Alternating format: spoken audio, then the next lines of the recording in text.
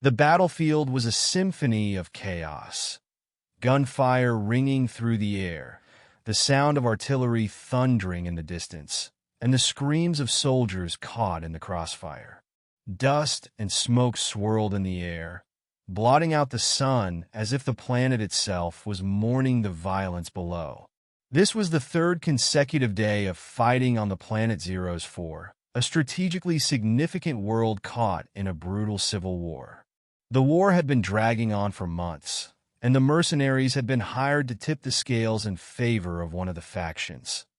Though none of them cared much for the politics behind it all. They were here for the money.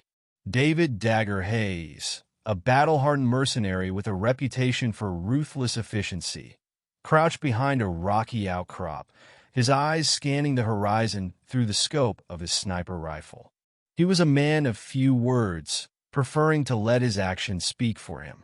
His past was a collection of hard-earned scars, both physical and mental. He'd seen things most men would never imagine. He'd been killed, and survived it all until this day. A flare of bright blue light caught his attention. His target had been spotted, an officer of the opposing faction, whose elimination would shift the tide of the battle. David exhaled slowly, his finger tightening on the trigger. The shot rang out, and the officer fell, his body crumpling to the dirt.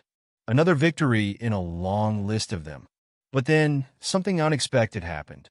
As David prepared to relocate, he noticed movement in the distance, a lone figure emerging from the smoke and debris. A woman. She was moving with purpose, her figure stark against the chaos of the battlefield, wearing a battle-scarred exosuit. She was a fighter, but not one he had ever seen before.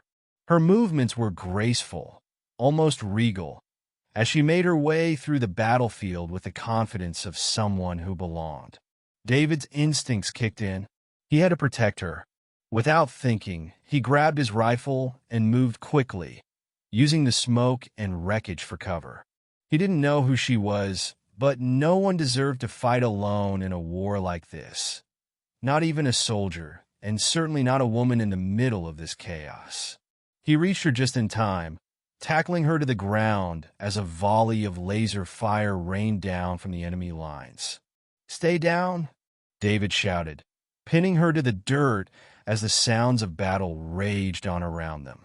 His heart raced, the adrenaline coursing through his veins. He knew that this wasn't the time for questions. He had to get her out of there. The woman's eyes were wide with surprise, but she didn't fight him. Instead, she nodded, her hand gripping his arm with surprising strength. She understood the urgency. They had to move. David pulled her up and led her through the craters and ruins, making his way toward a safer position. For a moment, their surroundings faded as he focused solely on keeping her safe. They reached a small alcove, and he pushed her against the wall, checking his rifle and scanning the battlefield for more threats. "That was a close one," David muttered, still catching his breath. He turned to the woman, but when he saw her face, something in his chest tightened. She was stunning, her features sharp and otherworldly. Her skin was a deep, rich violet, and her eyes glowed a soft silver, unlike anything he'd ever seen.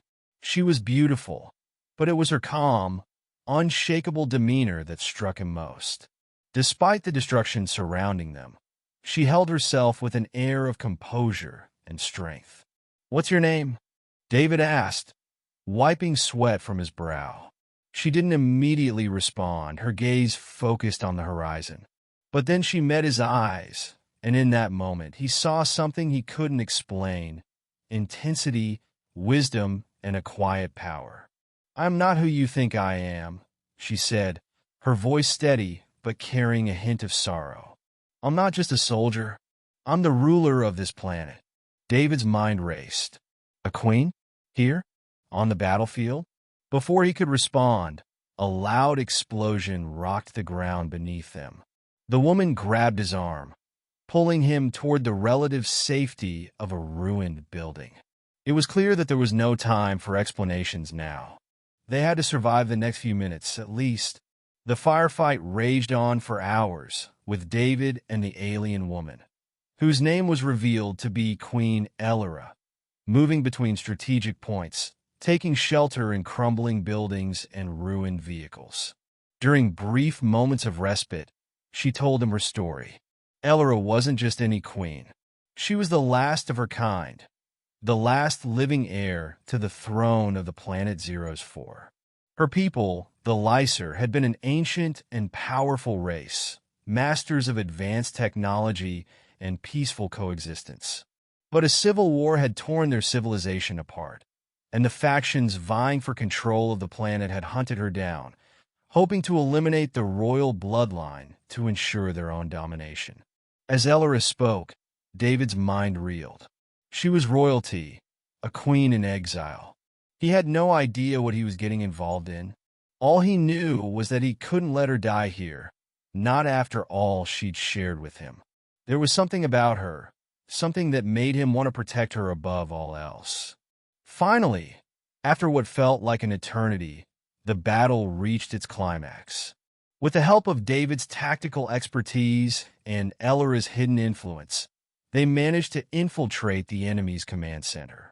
David's sniper precision and Elora's strategic mind allowed them to bring down the faction leaders who were responsible for the war. But as the final battle came to a close, Elora's true identity was revealed to the remaining forces. She stood in front of them, her figure radiant and commanding, the power of her lineage finally recognized. David watched as the warriors around her knelt, acknowledging her as their rightful queen. Days later, the war was over. The remaining factions had surrendered, and peace was slowly being restored to the planet. Elora, now crowned as the Queen of Zero's 4, ruled with wisdom and strength. Her enemies had been defeated, and her people were rebuilding. David, on the other hand, had not returned to his mercenary life. He stayed by her side, not because of duty or obligation, but because of a deeper bond that had formed between them. Elora's quiet strength had awakened something in him, a purpose beyond money, beyond survival. One evening, as they stood on the balcony of the royal palace, watching the twin moons rise over the horizon, Elora turned to David. "You saved my life, David," she said softly. "You saved my kingdom. You saved me. I am forever grateful." David met her gaze, his heart filled with emotion. "I didn't do it for the thanks. I did it because you mattered." Elora smiled, a soft, genuine smile that warmed his soul. "And now, I would like to ask you something in return." David raised an eyebrow. "What's that?"